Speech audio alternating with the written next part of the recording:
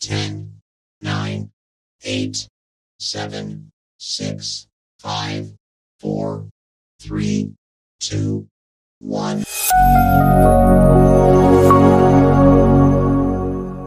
Selamat bertemu kembali, semoga semuanya dalam keadaan sehat dan tidak kekurangan satu apapun. Hari ini kita mempelajari terhubung ke internet dengan aman. Adapun tujuan pembelajaran hari ini, yang pertama, menjelaskan pentingnya menjaga keamanan saat menggunakan internet. Yang kedua, mengenali ancaman siber seperti phishing, malware, pencurian data. Yang ketiga, menunjukkan cara menggunakan internet secara aman dan bertanggung jawab. Yang keempat, menerapkan langkah-langkah proteksi diri saat online. Ini merupakan salah satu contoh ancaman siber yang terjadi di Indonesia. Tentunya kita pernah menerima ya hal seperti ini, apalagi melalui media sosial WhatsApp. Adapun materi pada hari ini, yang pertama adalah mengenal ancaman di internet, yang kedua, etika dan keamanan dalam penggunaan internet, yang ketiga, cara terhubung ke internet dengan aman. Kita masuk yang pertama. Ancaman di internet adalah segala bentuk bahaya atau risiko yang dapat merugikan pengguna saat menggunakan layanan digital atau saat terhubung ke jaringan internet. Ancaman ini bisa datang dari orang tidak bertanggung jawab, program jahat, atau bahkan dari kelalaian pengguna sendiri. Alat yang digunakan untuk melakukan ancaman di internet, yang pertama adalah phishing, yang kedua malware, malicious software. Nah, sekarang kita lihat apa itu phishing. Kasus phishing di Indonesia dapat dilihat pada tautan ini. Phishing adalah usaha penipuan yang dilakukan dengan menyamar sebagai pihak terpercaya seperti bank, sekolah, atau layanan email untuk mencuri informasi pribadi seperti password, nomor kartu, atau data penting lainnya. Cara kerjanya seperti ini. Biasanya penyerang akan mengirimkan email kepada targetnya. Di dalam email itu terdapat link atau tautan supaya sang target mengklik tautan tersebut. Setelah target terjebak dengan tautan tersebut, maka biasanya target itu akan mengisi data-data. Setelah data diisi, maka penyerang atau hacker ini akan mengumpulkan data-data tersebut, dan data tersebut digunakan ke situs asli untuk membobol pemilik akun dalam situs tersebut. Pemilik akun sudah pasti adalah targetnya. Sebagai contoh seperti ini. Ini adalah situs asli dari media sosial Facebook. Dan ini adalah situs palsu dari media sosial Facebook. Nah, jadi di sini kita diharapkan untuk bisa membedakan yang mana alamat asli dan yang mana alamat palsu, karena biasanya alamat palsu itu dibuat ya seperti ini pada contoh ini ya. Huruf O diganti menjadi 0. Jadi kita harus berhati-hati ya, apalagi terhadap karakter-karakter yang hampir mirip seperti O dengan 0. Kalau kita tidak bisa membedakannya secara jeli, otomatis kita akan tertipu juga. Nah, ini merupakan tautan juga yang biasanya disebarkan melalui media sosial WhatsApp ya. Dan yang ini yang sedang viral di media sosial WhatsApp, yaitu kita mendapatkan tautan berupa PDF. Ini berupa file PDF, tapi kalau biasanya kalau file PDF ini kita bisa melihat gambaran atau tampilan sementara atau preview dari file PDF tersebut. Sedangkan yang ini sudah dipastikan ini merupakan file PDF yang palsu ya. Ini hanya untuk menjebak kita. Jadi kita sebagai pengguna teknologi harusnya kita bisa membedakan yang mana yang asli dan yang mana yang palsu. Nah, dan juga yang seperti ini ya. Ini biasanya ini beredar di jaringan sosial juga, jaringan media sosial. Nah, ini ada nomor palsu dari BCA. Nomor palsunya ini berarti nomor palsunya digunakan oleh penyerang yaitu hacker. Nah, kita lihat videonya sebentar.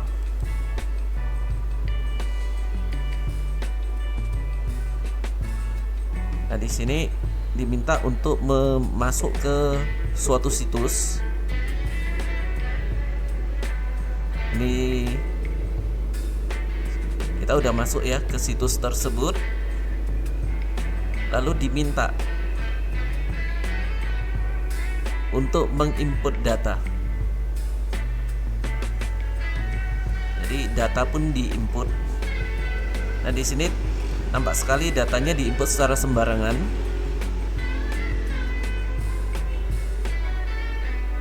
Nah, yang terakhir diminta memasukkan kode OTP. Kode OTP-nya juga sembarangan dimasukkan ya. Nah, jadi di sini diharapkan supaya kita lebih berhati-hati ya terhadap tautan-tautan yang kadangkala tidak dipercaya. Kalau kita bijak, sebaiknya jangan membuka tautan itu. Tapi kalau kita memang pengen buka, silahkan. Tapi hati-hati dalam berliterasi. Baca baik-baik apa yang diminta. Kalau diminta untuk memasukkan sampai ke kode OTP, sebaiknya jangan dilakukan. Ya, selanjutnya kita lihat penyebab kedua, alat yang digunakan untuk melakukan ancaman di internet. Yang kedua adalah malware. Malware adalah perangkat lunak jahat yang dirancang untuk merusak sistem komputer, mencuri data, atau memata-matai aktivitas pengguna. Jenis-jenis malware yang pertama adalah virus, yang kedua trojan, yang ketiga spyware, yang keempat ransomware. Nah, ini adalah kasus ransomware di Indonesia. Ini adalah kasus spyware di Indonesia. Ini kasus yang tahun 2025 ya, masih baru. Kemudian ini merupakan kasus Trojan Horse di Indonesia. Nah, sekarang kita akan melihat satu persatu. Kita lihat terlebih dulu virus. Virus adalah program jahat yang bisa menempel pada file atau program lain lalu menyebar ke komputer lain saat file tersebut dibuka. Nah, biasanya virus ini akan menyebarkan diri dengan sendirinya ya. Bisa beranak cucu di dalam komputer. Nah, kita akan melihat video bagaimana suatu virus ini menyerang dalam suatu komputer. Turned into a day of utter chaos and turmoil. Nearly every name, but it was derived from the fact that the worm would disguise itself as a love letter coming from a secret admirer.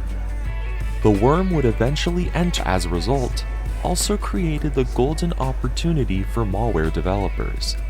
This was something that they could greatly take advantage of, and here's how. Recipients of the I Love You worm would receive an email from someone in their Microsoft Outlook contact list, reading as follows: "Kindly check the attached love letter coming from me."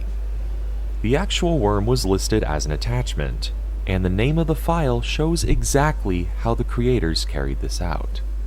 Although the file ends in .vbs, the extension .txt is delusively added to the file name. When average Windows 2000 users downloaded this file, it would appear as only .txt on the desktop, giving the impression that it was a genuine text file.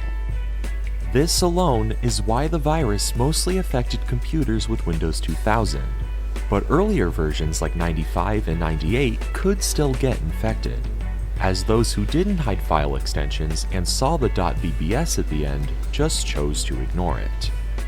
The moment the file was actually opened, it would send it to everyone, allowing it to spread exponentially.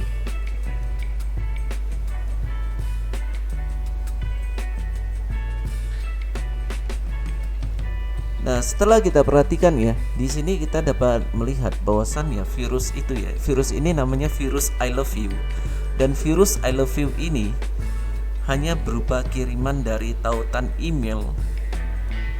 Nah, kalau kita nggak berhati-hati ya, kalau kita membuka, maka komputer yang kita gunakan bisa terserang ya. Jadi di sini kalau kita lihat ya, nah di sini kita jangan sampai tertipu dengan extension TXT. Ini extension text. Kalau secara umumnya TXT itu adalah file yang digunakan untuk menyimpan, untuk pengolah teks. Tapi kalau VBS ini merupakan extension file yang biasanya digunakan untuk suatu program.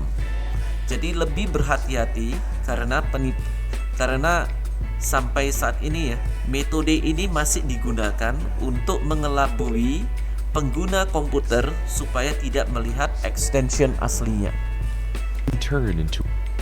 Nah, yang selanjutnya kita akan melihat Trojan Horse. Ini dinamakan sebagai Trojan Horse malware. Trojan adalah malware yang menyamar sebagai program baik, misalnya game, aplikasi belajar, tapi sebenarnya berbahaya. Cara kerja Trojan Horse. Di sini umumnya Trojan Horse juga menggunakan email. Emailnya itu memiliki suatu tautan. Tautannya bisa menuju ke suatu situs yang berbahaya atau tautan untuk mengunduh atau mendownload suatu aplikasi. Kalau aplikasi itu dibuka, maka komputer kita akan terinfeksi. Ketika komputer terinfeksi, maka Trojan ini menyebar. Ketika Trojan sudah menyebar, maka Trojan akan membuka akses ke penyerangnya untuk mengontrol perangkat kita. Nah, sekarang kita akan melihat bagaimana sistem Trojan ini menyerang.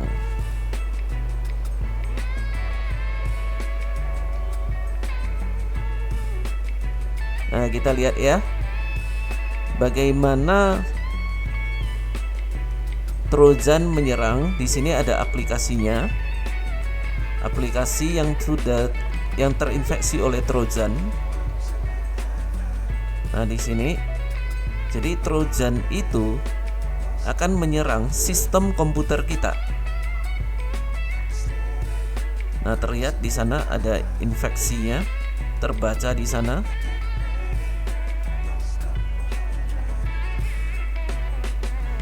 Jadi aplikasi yang digunakan ini seakan-akan aplikasi baik, tapi di dalamnya memiliki Trojan untuk merusak sistem komputer kita. Nah, di sini ya udah terdetek ya apa yang dirusak oleh Trojan ini.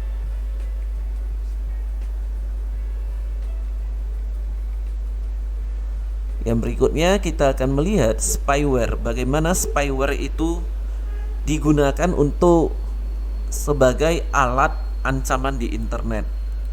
Spyware adalah malware yang dirancang untuk mengintai dan merekam aktivitas pengguna komputer tanpa sepengetahuan pengguna komputer. Spyware ini seperti suatu mata. Kalau komputer kita udah terinfeksi oleh spyware, maka apapun yang dilakukan melalui komputer itu dapat teramati tanpa sepengetahuan kita. Yang diamati adalah yang pertama bagaimana email, kemudian bagaimana kita melakukan manajemen di dalam komputer, yaitu kapan kita menggunakan komputer atau tidak, bagaimana transaksi elektronik atau perbankan, kemudian apa saja yang kita ketikkan, termasuk di dalamnya adalah username dan password serta chatting yang dilakukan melalui komputer. Nah, berikutnya kita akan melihat suatu video bagaimana spyware ini bekerja ya. Kita lihat baik-baik. Nah, di sini ada suatu program spyware. Nah, ini spyware-nya ini di komputer penyerang ini. Nah, di sini kita lihat ya, komputer penyerang dapat mengintai apapun yang dilakukan oleh targetnya tanpa disadari oleh target. Jadi kalau komputer kita udah terserang oleh spyware ya, udah pasti kita nggak tahu apakah kita ini diintai atau tidak. Nah, sekarang terjadilah pembobolan akun karena melalui spyware penyerang dapat merekam atau menyalin username dan akun password kita dan akun serta password dari media sosial yang kita gunakan. Jadi kita harus cukup berhati-hati di sini.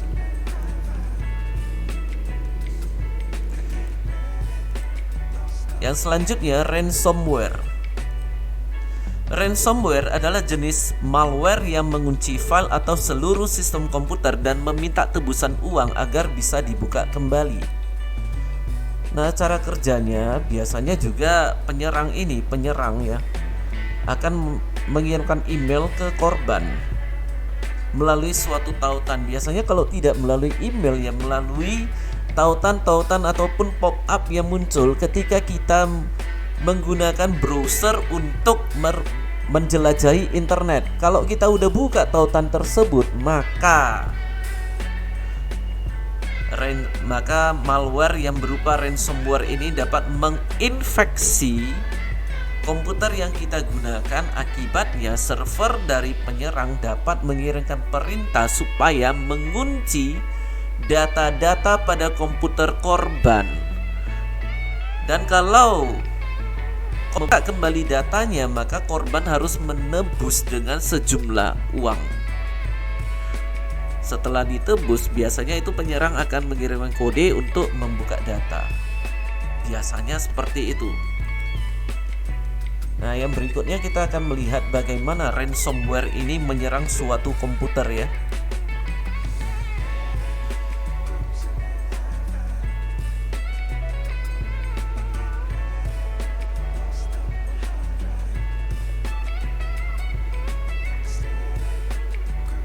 Nah, ini kita lihat filenya.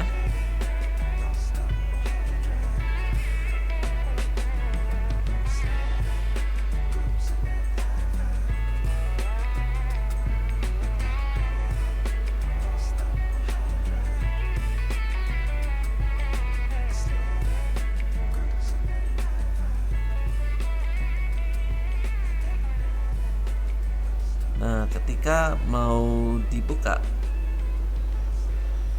ini ada pesan ya untuk memberikan tebusan sejumlah uang.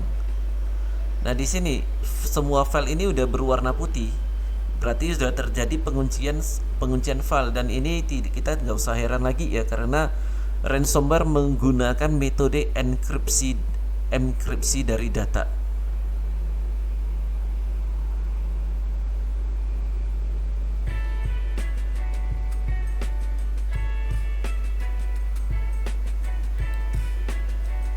Sekarang kita akan melihat dulu ya, kita lihat perbedaannya ya, virus, trojan, spyware, dan ransomware. Kalau virus, ciri utamanya ini menempel pada file dan menyebar. Dampaknya merusak sistem dan file. Kalau trojan, menyamar sebagai aplikasi baik, dampaknya membuka akses ke hacker. Spyware mengintai diam-diam, dampaknya mencuri informasi. Ransomware mengunci data dan minta tebusan, dampaknya kehilangan akses file. Nah, bagaimana kalau kita mau mencegahnya? Kalau mau mencegahnya, banyak hal yang bisa kita lakukan, yaitu kita harus melakukan update terhadap sistem komputer yang kita gunakan. Berarti sistem operasi ya, Windows harus kita update.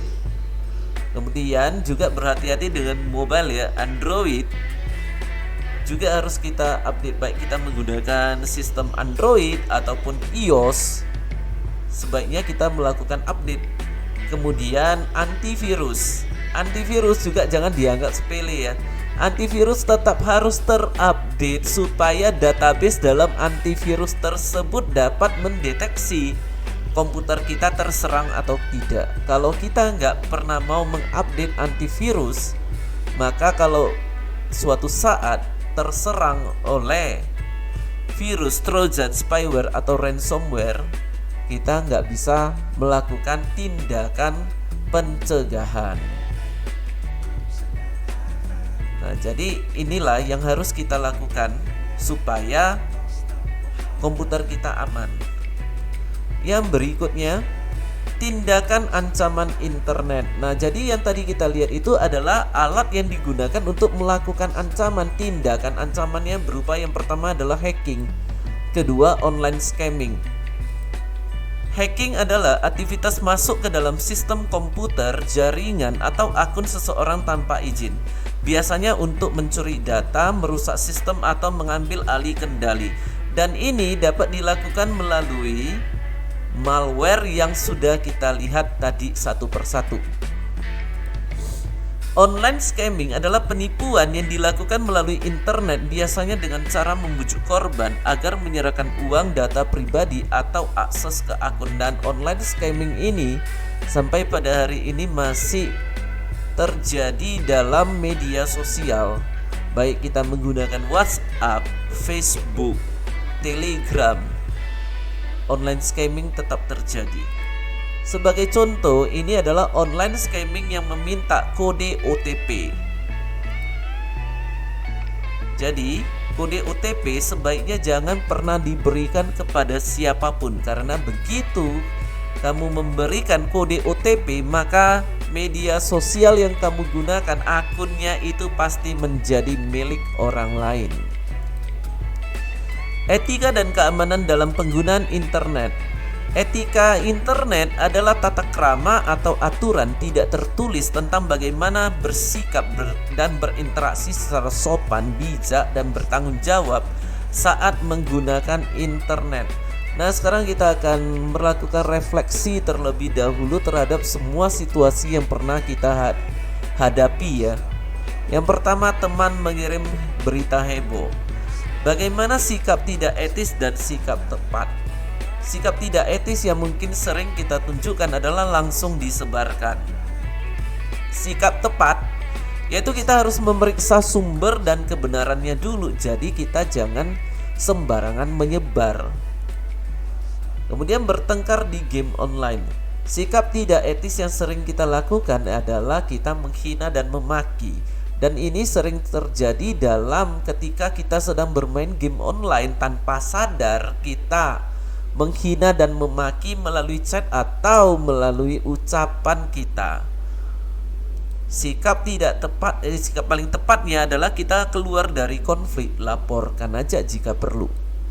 Penyelesaian tugas ambil dari internet. Nah, di sini kita sering sekali mendapatkan tugas dari guru dan tanpa kita sengaja ataupun sengaja kita sering melakukan browsing ya, browsing di Google Chrome untuk mencari jawaban. Dan bahkan memang ada beberapa guru yang menyarankan supaya kita menggunakan search engine untuk mencari informasi, dan itu tidak salah.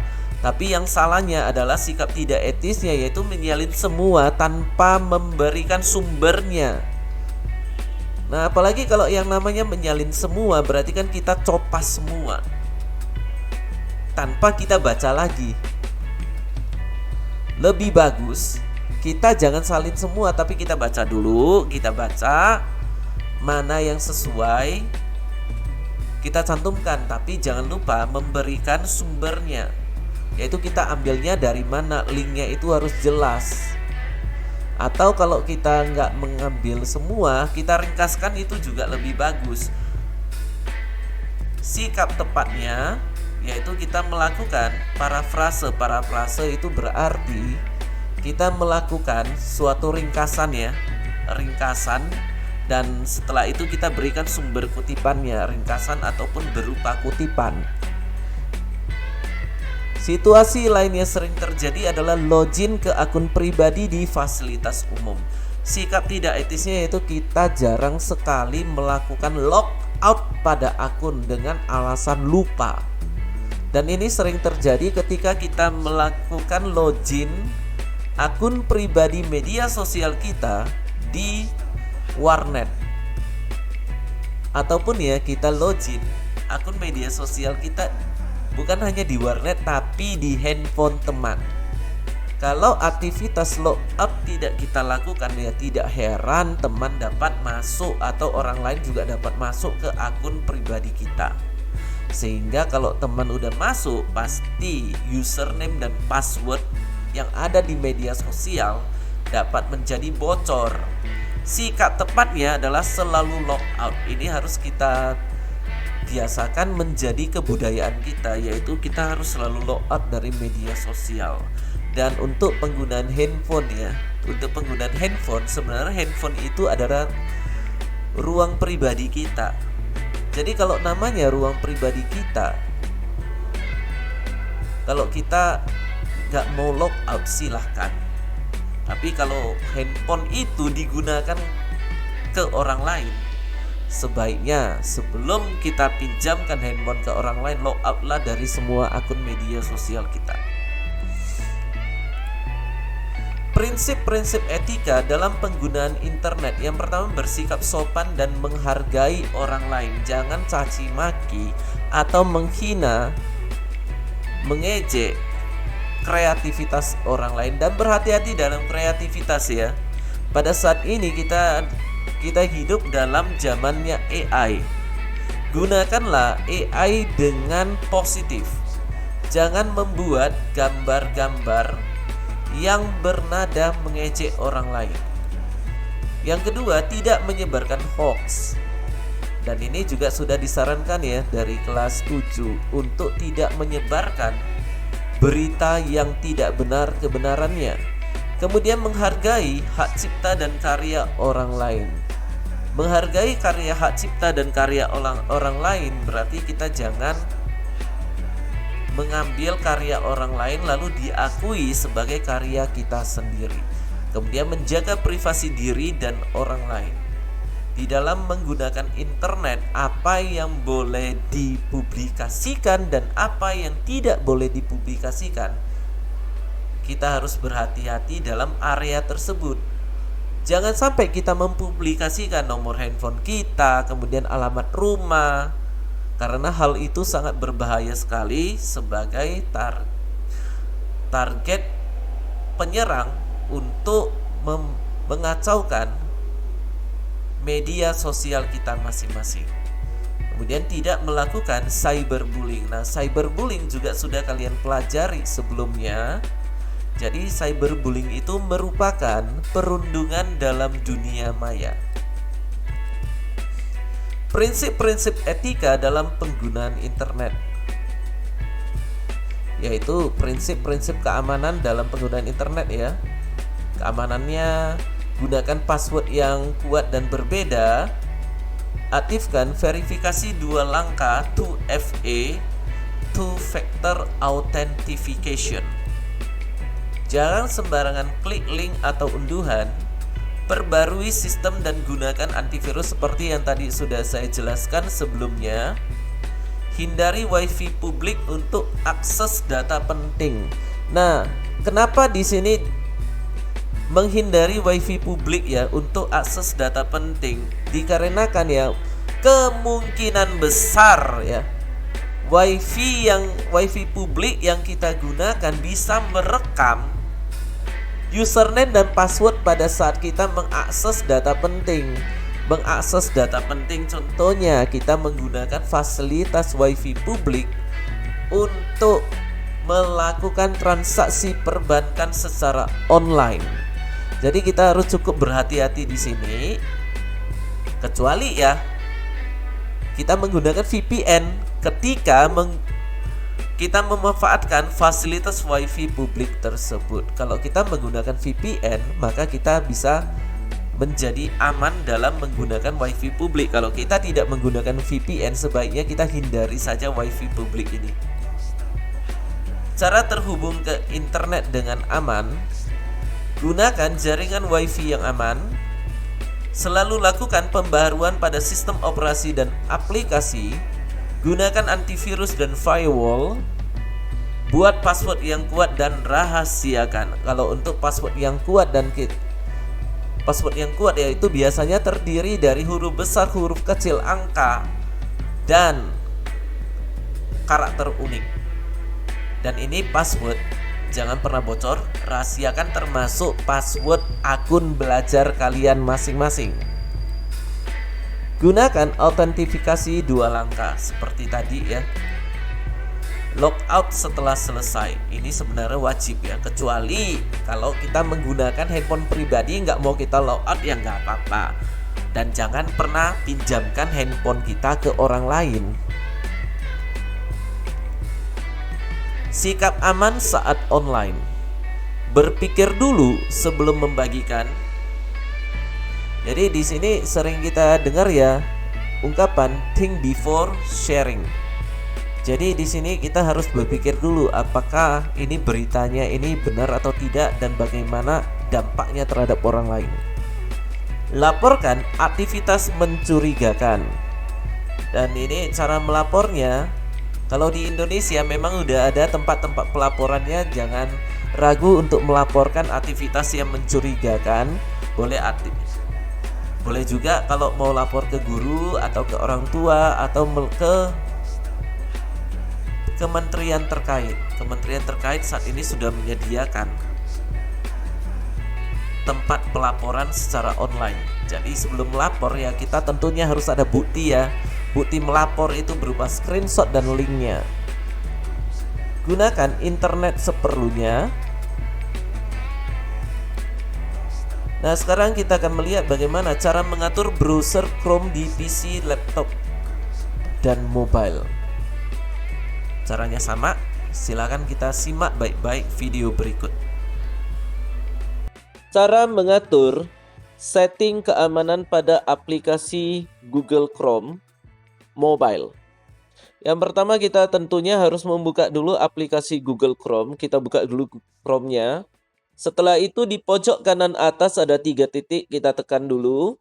Kemudian kita masuk ke bagian setelan. Setelah itu kita buka di bagian privasi dan keamanan.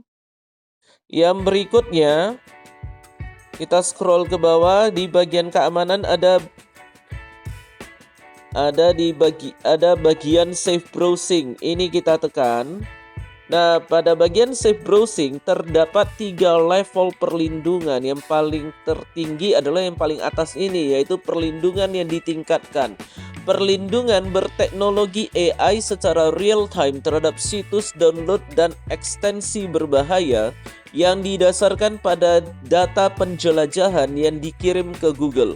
Ini wajib diaktifkan supaya safe browsing kita benar-benar berjalan dengan baik. Untuk perlindungan standar ataupun tidak ada perlindungan, ini tidak saya sarankan untuk diaktifkan. Tapi kalau mau diaktifkan silakan saja, tapi resiko adalah tanggung jawab pengguna. Yang berikutnya kita akan mengaktifkan 2FA atau Two Factor Authentication. Kita harus masuk ke myaccount.google.com. Selanjutnya kita masuk ke tab keamanan.